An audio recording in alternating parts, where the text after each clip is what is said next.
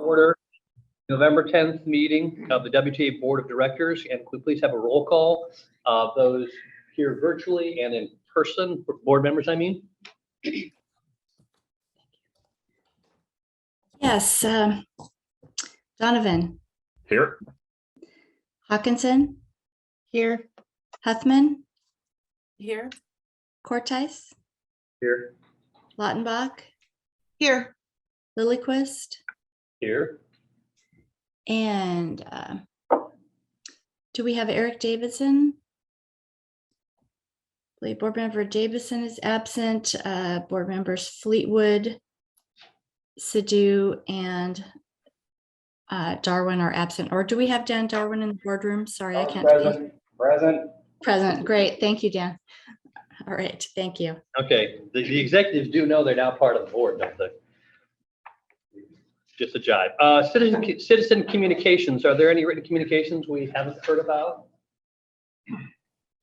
And or are there any members of the public who are here in person or virtually who'd like to unmute and be recognized? Vicki, we didn't get any written communications overnight since yesterday. No, we haven't. Okay, so no written. Okay, thank you very much. Then we'll go on to board actions. There are two board actions to consider. Excuse me. The first one is consideration of approval of an order for 8 40-foot Gillig electric buses and charging infrastructure. Andy's here to go through that. This was put off 2 weeks to figure a few things out. Yeah. So this is, like I said, consideration approval for 8 electric buses.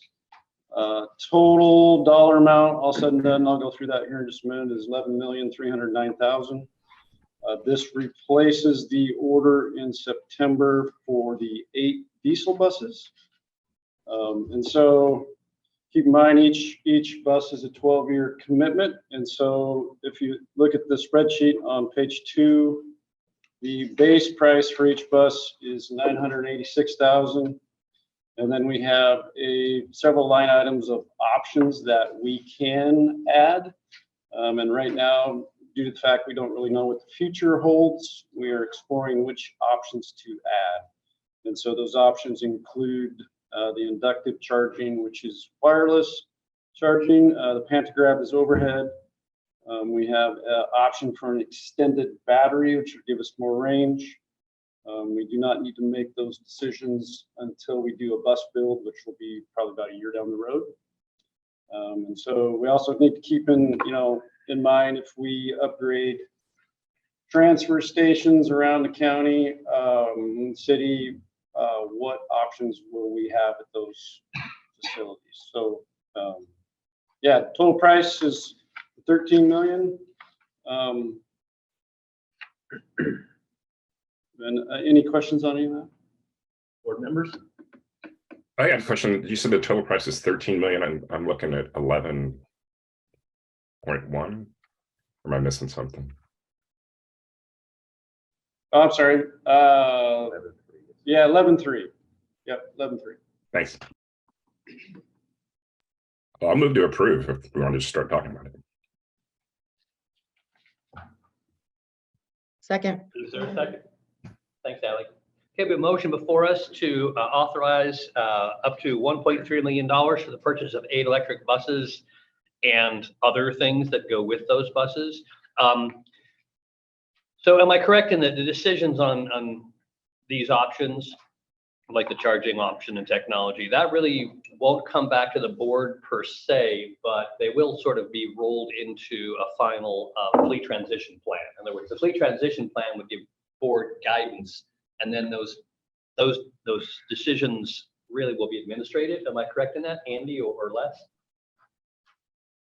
Correct. As the zero emission bus fleet transition plan unfolds, we'll be looking at that. And then part of that too is preserving some decision space on how we look at future technologies. And so how do we phase it appropriately? So there's a number of things that we'll be talking with the board about, but ultimately when we make these option decisions at the bus build, it'll be based on, it'll be an administrative decision based on the board's direction in the zero emission fleet transition plan. Any further discussion?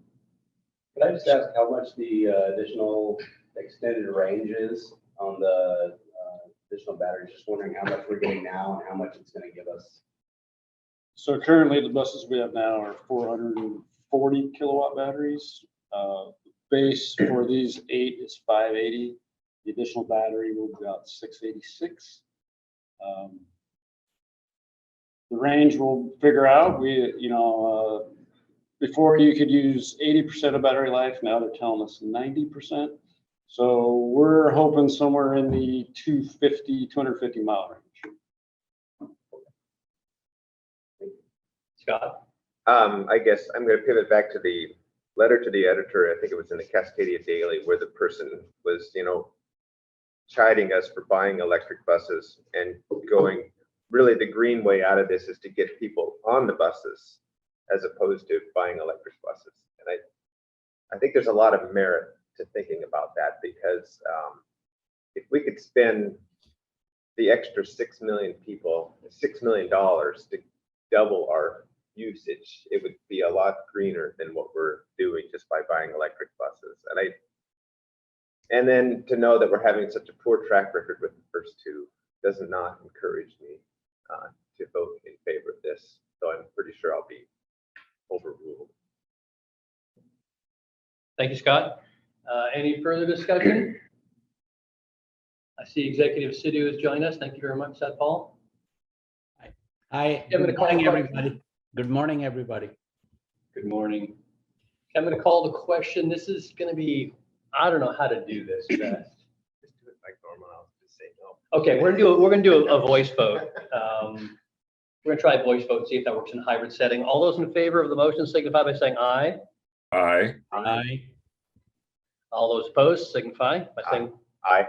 okay. Aye. And that was Ally? And Jen, Jen, I think. I'm sorry, 3, and Jen. Okay. Did the motion still passed, I assume, correct? Okay, 4 to 3. let the record indicate there was a split vote, but the motion passed. Thank you very much. We go into the next item, which is a consideration of approval of resolution number 338-22, which is to renew a revolving line of credit agreement with People's Bank.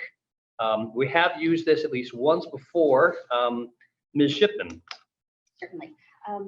Before we go any further, I want to acknowledge you have Cynthia Weed on the line. She's from K&L Gates in Seattle, and she's been our counsel on preparing this line of credit.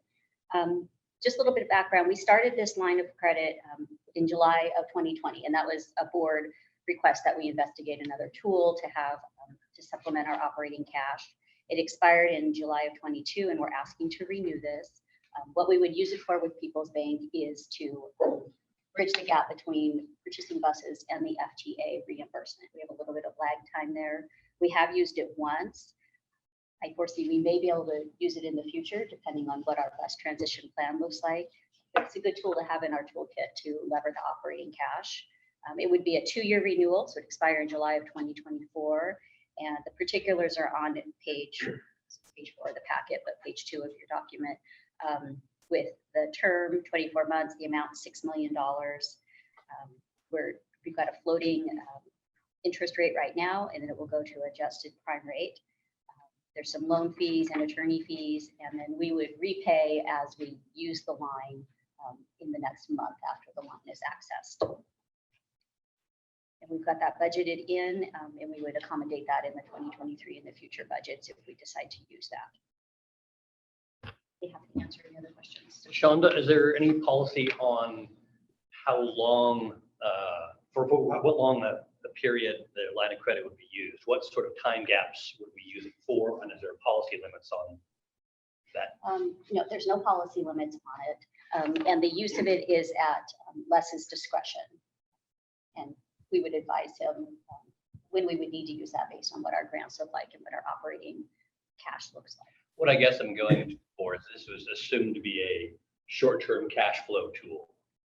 Is that correct? Originally, yes. Originally. And so would it be prudent to put sideboards on the duration? We could do that. We could look at it. One thing, if I could hop in, is just as a reminder, my purchasing authority is only 150,000. So for exercising this on any big purchases, it would come to the board and this would be part of the financing package for whatever the project was. So the board would see it again in all likelihood, because it would be over 150,000. Is that Paul? Yes, Shonda, remind me, we did have this discussion before, and sorry, I don't remember the details. Could not this be done with the Whatcom County Treasurer? No, Paul, I'm going to probably have to get back to you on that because I don't recall. I think we talked to the treasurer when we did this originally, but I would have to dig out that information. And I'm not sure if Cynthia's on the line if she could address that. I don't have that answer. Okay, because one of the things we are trying, and this is at the state level, I did talk to the Washington State Treasurer, but maybe 6 months ago, to allow us some of these things to be able to do that. Two things. One is that should be able to finance, say, less than 5% of our total investment pool. Our investment pool is about $500 million. And out of that, if we take the school districts out, the other government entities, it's still $250 to $300 million.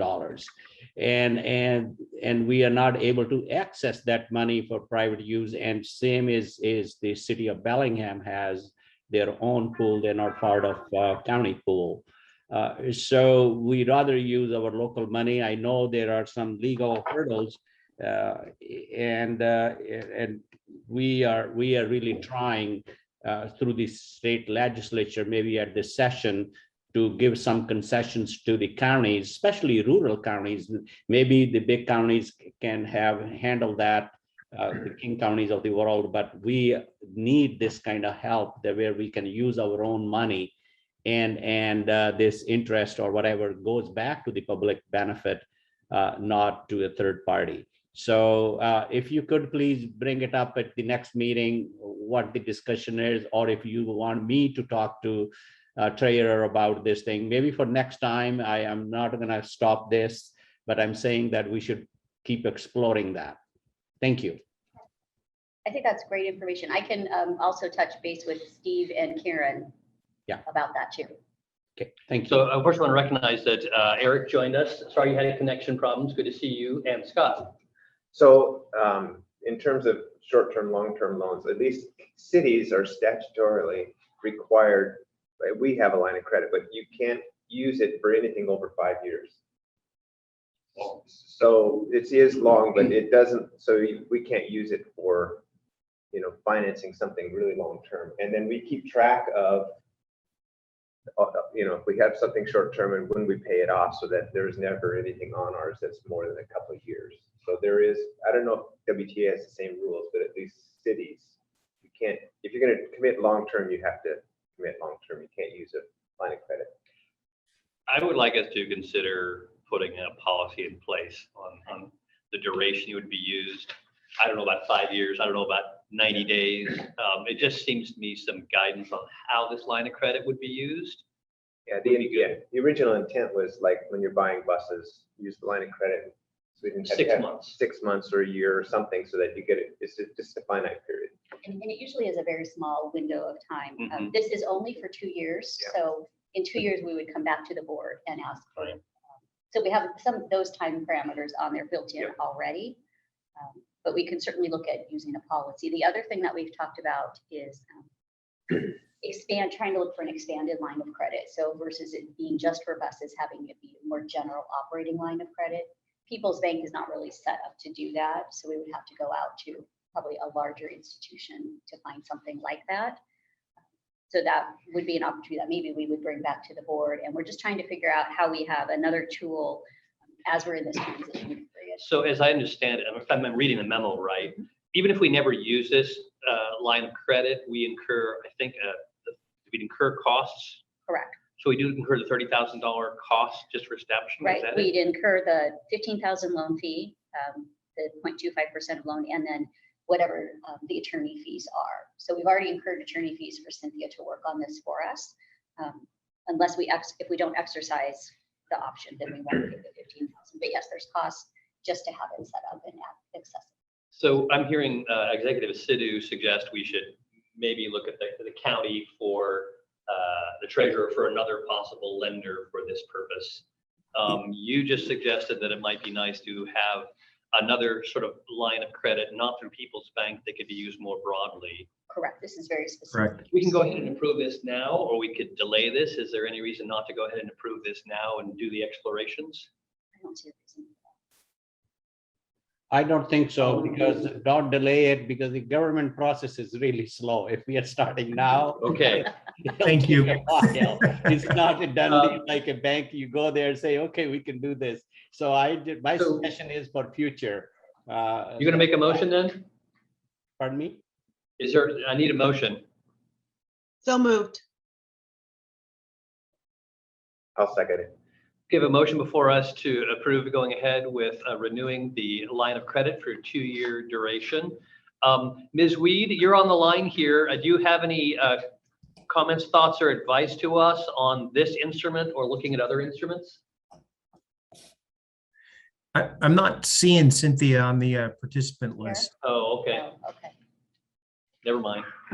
but we are exploring that, because particularly as with the economy and things of that nature, what are those things that we need to do to preserve our options going forward? So we will continue to do that.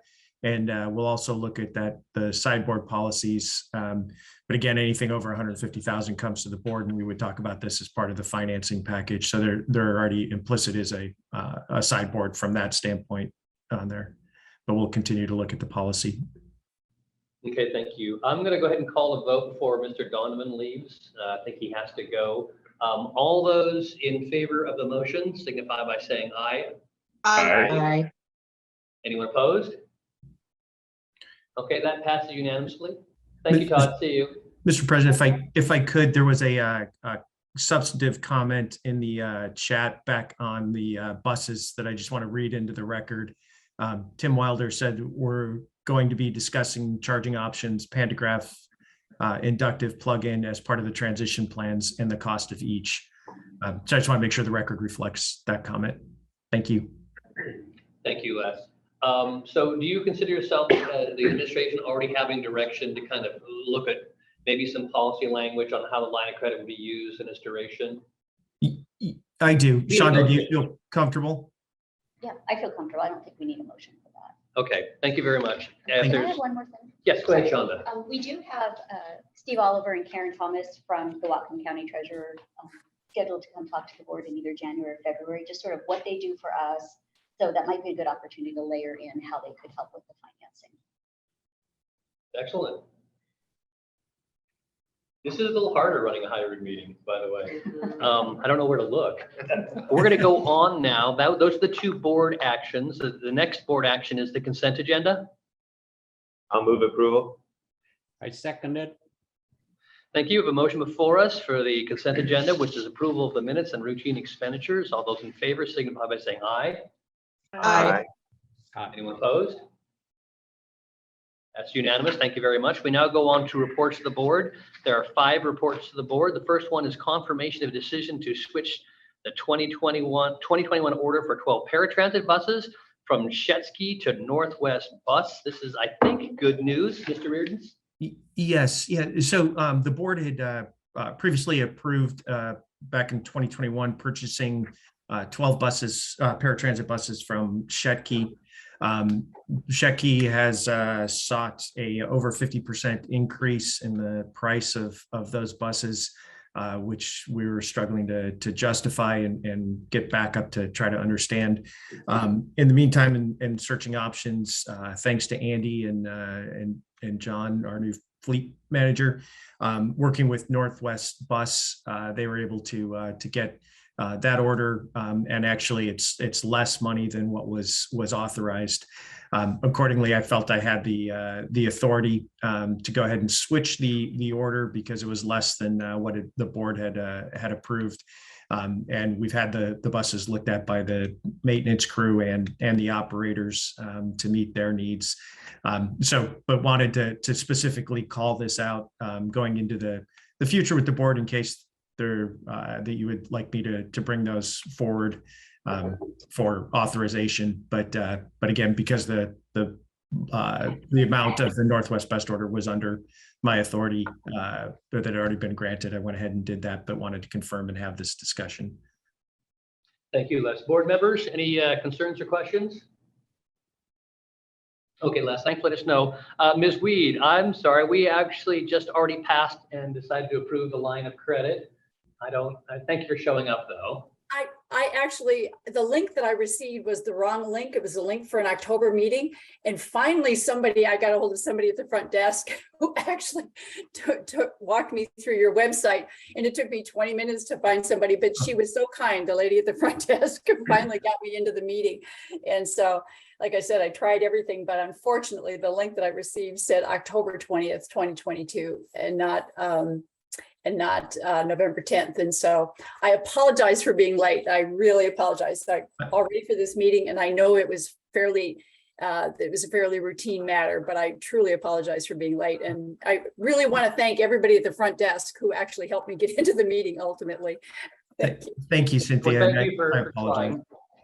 Just to let you know, we did approve going ahead with the line of credit, but we also requested exploring other financial short-term vehicles that might meet our needs, including using the county treasurer as a short-term lender. So just let you know about that. That's actually fairly common. I don't mean to interrupt your period of order here, but I'm actually working with Lewis County on a similar transaction for a transit down there. And I think we may very well be doing that short-term financing through the Lewis County Treasurer's Office. So I think that it has potential. I can't speak for Steve. I can't speak for your treasurer, but it definitely has potential. Okay, thank you very much. We're going to go on to item F2, which is the third quarter financial information and ratios. Ms. Shipman. Sure. Thank you. This information is in your packet. It just summarizes where we are at the end of September 30th. And I just be happy to answer any questions. Board members, any questions? Seeing none, we'll go on to the next report, which is the third quarter performance report. Is Mr. Wilder here virtually? I am here virtually, yes. And like the previous item, this is just an opportunity for you to ask questions about the third quarter performance report. Be happy to standing by to answer your questions if you have any.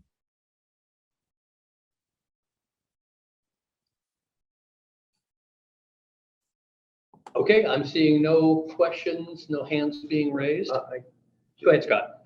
Ridership is obviously down from where we were a couple of years ago. Are there any creative ideas out there to get ridership up? Yeah, so yeah, I'd be happy to answer that question. Just for context, last year we were about 60% of our normal 2019 ridership. And since that time, beginning in September, that number is bumped up. We're at about 75% of our normal ridership.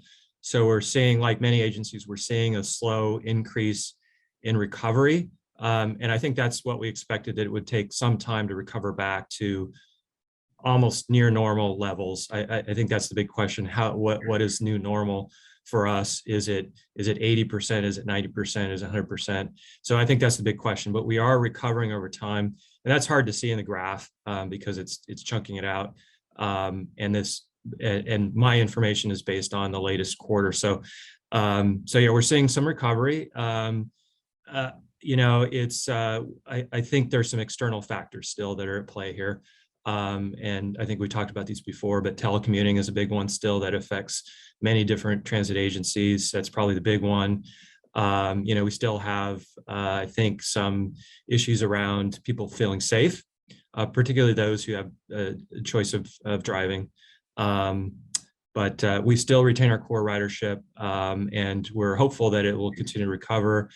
And we are looking ahead for service changes, you know, to see what we can do to adapt to people's needs. And I think we wanted to wait a couple of years to see how people recover and then decide, what's the right plan moving forward and where does it make sense to add service or reduce service based on how that demand is shifting over time. So we're still playing a wait and see approach, but I think next year that'll be a good year for us to sort of evaluate where we go next, and that would be part of the 6-year service planning process.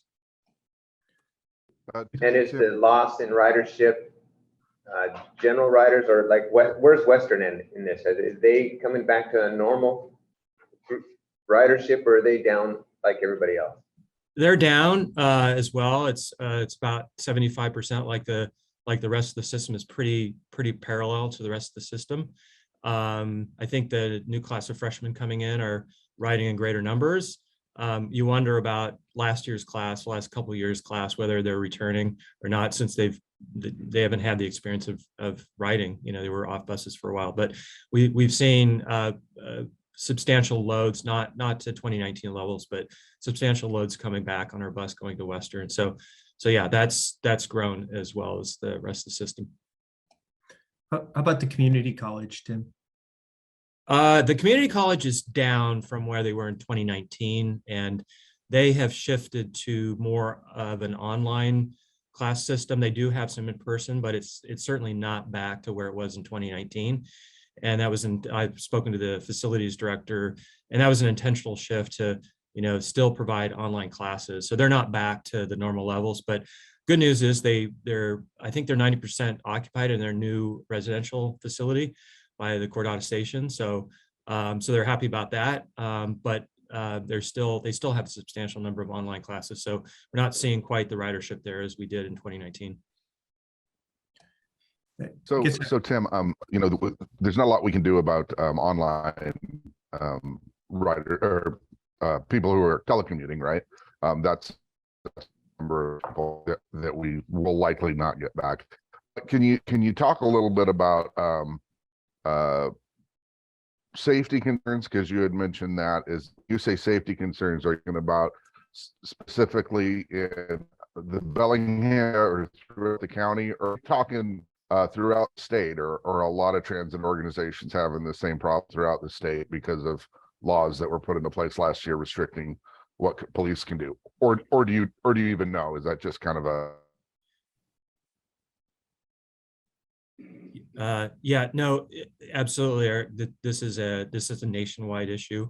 So this is not unique to WTA. We're hearing that from many other agencies. I think we've done several site visits. I think there's going to be a visit down to community transit to find out what they're doing in terms of their safety security programs. So it's certainly not unique to WTA.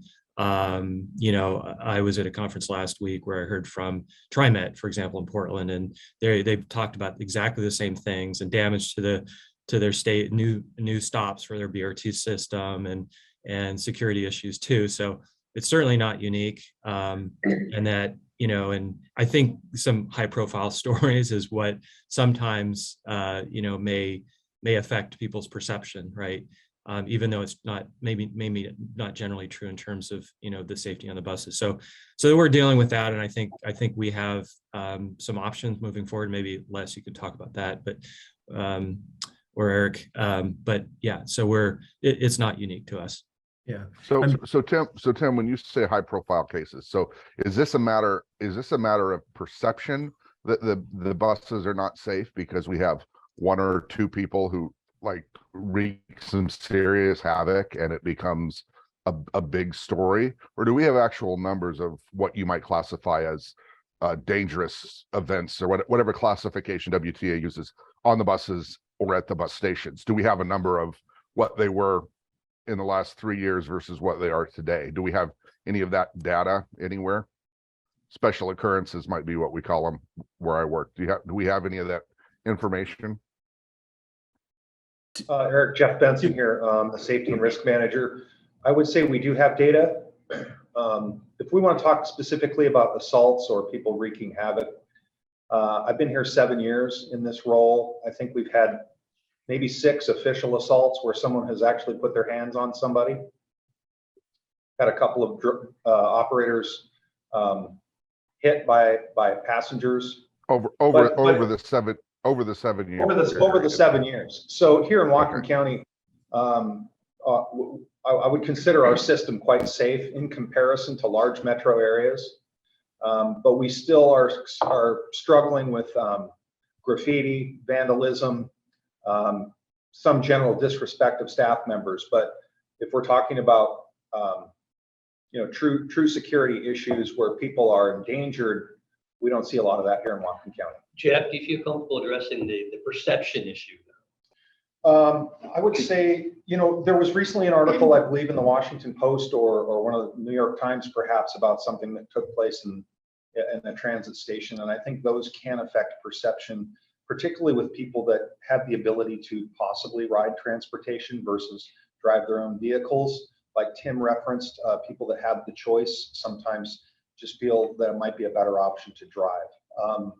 But one of the things that we are working on is we're hoping to stand up our own safety and security division here at WTA with our own employees with a higher level of training. We did try a security firm for 1 year that didn't meet our expectations. So we're going to move in a different direction and try and help with the perception and the actual safety numbers and the data itself. Eric, any follow-up? Yeah, well, I mean, I suppose that's good, like adding security. I'm not necessarily a big fan of just adding security. If our risk and safety person is saying we're pretty safe, is the need to add security really needed, or is the need to maybe watch certain areas that maybe have more graffiti or have more, we'll call it shenanigans as opposed to wreak havoc? Is that where we concentrate? Do we concentrate on where the issues are? Also, if we're safe, or safer than most, maybe it's a perception issue that we need to work on versus just immediately adding staff, because the perception of a security guard on a bus may or may not be good, right? Because now we're looking at people that perceive the bus as an extension of police patrol. I don't know. I'm just saying, if perception is a big problem, maybe perception is what we need to work on. Well, I'm gonna step in there. I think we're trying to brand this as a safety effort, and I think the vest will say safety rather than security, right? A kind of a positive twist. We're here to keep you safe, not we're here to stop crime. Well, that's fine, and depending on how it looks, right? Yeah. It could affect a lot. I mean, everybody's perception of safety and security is different, so that's just an issue. But if we could rebrand kind of, hey, we actually are safe. We're not South Central LA. We're still Whatcom County. We're still safe or whatever. So anyway, all right. Thank you, Tim. Jen? Yeah, I guess I was almost wondering the same thing as Eric, as far as like an education to the public regarding the safety of WTA, because perception does play a big factor in a lot of people's decisions, that if we can educate people on the safety of our transit system, it may influence more people to ride. Les? Yeah, just to weigh in on a couple of the things, Jeff is working on the analysis Eric's talking about, is to try to find out what does the data tell us about what routes, what time of day, what locations on those routes, those kinds of things, so that with this new safety division pending budget approval, that we can allocate those resources appropriately to those locations, because it's not across the whole system. There are certain places and locations that I think Dan and his folks can certainly help us identify. So we want to be able to deploy that in the right way to the right locations, and that'll be data driven, or data informed. The other thing is on so safety is one of those things that is both internal and external. So it's making sure that our teammates who are out on the front lines feel supported and safe and secure when they're operating out there. So we want to make sure that that they're feeling supported on that, and then externally from our ridership standpoint, we want to make sure people are seeing those things that indicate that there are indicators that there are safety safe areas. So things like, the shelters and the drug use and the folks that are coming on that are causing issues and those things. So it may not be a direct physical assault, but there are these other indicators that people then see, the graffiti and those things, which make them feel potentially unsafe. So it's a multi-layered approach to get after this problem, and that's what Jeff's leading and where that's going. I hope that helps. It does. Thank you. So Les, this is actually the performance report. And so the board then, I guess, turned the discussion to ridership amongst choice riders and things we can do to make riding seem safe and attractive again. So thank you very much for the performance report. We now go on to the item F4, which is a mission statement update, bullet number 4, which is partnering with our community to improve transportation systems. Ms. McCarthy. All right, thank you, Mr. Chair. So of all the ways that we're partnering with the community, I wanted to share 3 with you today.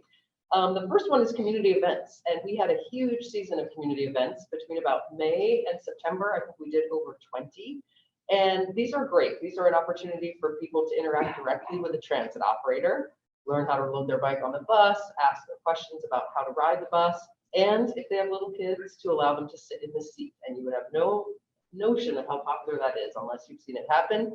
I would love to see how that affects our recruitment efforts in the coming decades. We also had events community-wide, so certainly a handful in Bellingham, but we also got out to Linden, to Ferndale, to Blaine, to the East County, and we didn't make it this year. I apologize, Jen, to Everson, Nooksack, or Sumas, but she's already given me dates for next year, so we will be out there as well. And at the Senior Day in the Park, which is a big resource fair in Ferndale, we not only were part of the program as far as all those things I mentioned, allowing people to interact with us, but we also transported 45 people. So made a big difference for them because many of those people would not have otherwise been able to participate. Felt really good about that. Another example of our partnerships is our Transit Access Fund. And this is a brand new program out of our planning department. And it's quite innovative. What it does is allow other jurisdictions to apply to WTA for a grant to fill a gap that they see in our transit network. So for example, this year, the 2 successful applicants were the city of Nooksack, who identified sidewalk improvements that could make it easier for them to use the service that we already provide, and also Lummi Nation, who identified bike facilities that would make it easier for people to access, kind of take care of their first mile, last mile needs to access a route that we already provide. So really great program and partnerships that we would like to see continue with others. And then finally, we are beginning sort of the visioning portion of our expanding Bellingham Station project. And a couple of our early partners in that effort include the Downtown Bellingham Partnership, no surprise, but also the Opportunity Council, who is interested in things like childcare. Could that be a portion of the project, and what could that do for the community, as well as low-income housing potentially? So I'll leave it at that, unless anyone has any questions. If I could just jump in, the board will be receiving a report on the Transit Access Fund next month, so you'll get more details on that. Good. I look forward to that. Those sound like 2 great projects, with like high impact and probably low expenditure. Yeah. Anything else for Maureen? Thank you for that update. We now go on to the general manager report. Mr. Reardons. Yes, sir. Thank you. A couple things, a few things, I should say, not a couple. Don't want to lead you to thinking it's 2 when I go beyond that. One, and these are in no particular order. One heads up for December board meeting. That is historically where we pass the administrative things for the next year, including setting board dates. A couple of the items as part of that respectfully request we talk about next month is continuing a hybrid model, if that's what the board wants to do. Now that we have 2 board meetings a month, do we want to keep them on second and third, or spread them out to, for example, first and third to provide a break? So we'll ask about that. And then if we do keep a hybrid, is there any sort of like once a quarter, we want to have an in-person board meeting. So we can set those dates. So those are the issues we'll bring up next month. So just wanted to give you a heads up so you could kind of be thinking about that ahead of time. Also want to invite you to the safety breakfast, which is the 16th of November. Starts early. You can come as early as 6 to about 10 if you want.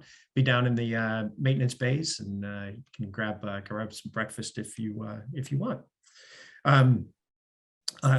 Let's see, in the vein of Maureen's, excuse me, of the partnerships and the community events, just want to highlight the haunted bus. We had a number of people, Sherry, Rocky, Kathy, Helen, Kay, and Shannon all participate to decorate that bus with a pirate theme that was incredible. The kids downtown were just going nuts. Genevieve was there, and we were talking about how kids would get on, go across, and then immediately run back and start over again. And we even saw a couple adults doing the same thing. So that was a great event. And then let's see, want to thank the training team and ops team overall. They've been providing support to the Department of Licensing to train in-house CDL trainers so that transit agencies can do the CDLs in-house. We hosted over the last week the DOL training. In that, so Eli from our staff is being trained to take that over from Becky.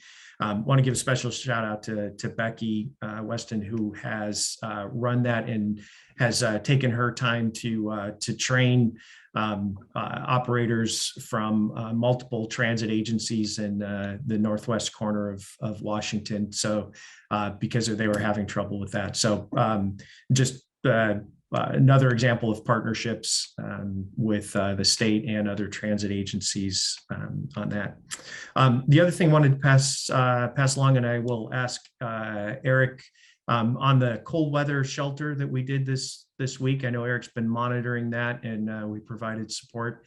Eric, would you mind just giving us a little bit about what we did and what we saw, please? Yeah, sure. So we received a request from the city to help support transportation during the extreme cold weather that we had on Monday night and Tuesday night, from the downtown core up to the cold weather shelter that is using the locker rooms there at Civic Field. And so we were able to allocate a bus and an operator in the evening and transported on Monday night 7 folks and all their stuff from the downtown up there. And then on Tuesday night, I think it was 9 folks that took advantage of that opportunity to get up there to stay warm for the evening. All went really, really well. And so we're kind of evaluating what does that look like as we head into the winter. Thank you, Eric. Yeah, can you email me a copy of the first the contact information for the cold weather shelter, and then what specifically WTA is doing for that? So I know Ferndale is also standing up a severe weather shelter. Is there any need for transportation for that facility? It's a great question. It's smaller. Yeah, I don't know. We haven't received any requests from anybody other than the one in Bellingham. Okay. Capacity for the one in Bellingham, I think is 30 or 40 people. In Ferndale, I think it's 12. Yeah, Mr. Chair, if I may, Eric, the best thing is Ann Beck at Whatcom County Health Department. Because we are responsible to provide the shelter, and we have a contract with the Road to Home organization, and they will run it. We approve it, which dates and when.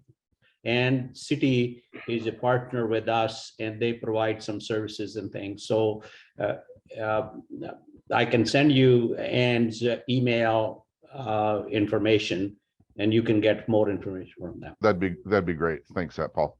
Yeah, thank you. Eric, does that give you what you need, sir? Yeah, that's perfect. Thanks Okay. so much. Yeah, perfect. Thank you. And pending any questions, that's all I have. So how about this question? You're at WISTIP right now. Is there a hot topic? Yeah, actually, it's WISTA, Washington State WISTA. Transportation.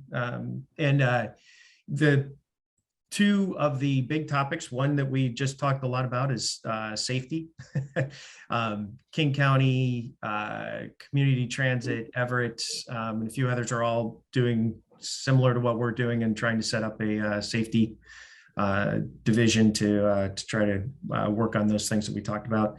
And then the other thing is zero emission transition. And so I had a opportunity to go out to the King County test facility.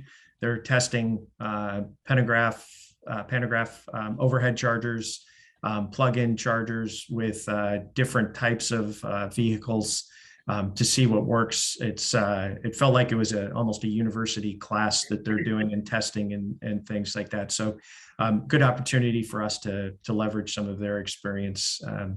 So I apologize, Andy, I'm probably catching you off guard because I just did that and haven't had a chance to talk to Andy about it this afternoon. So those are the big things. People are looking at the expenses and the costs that goes with the zero emission transition. And what's the best technology going forward and preserving that decision space as things may morph over time. So those are the big topics. Thanks. And so that's the conclusion of your manager's report. Yes, sir. Pending any questions anybody may have. Any questions? Any further business? Any announcements? Thank you, everyone. I'm going to go ahead and adjourn the meeting. Have a good day.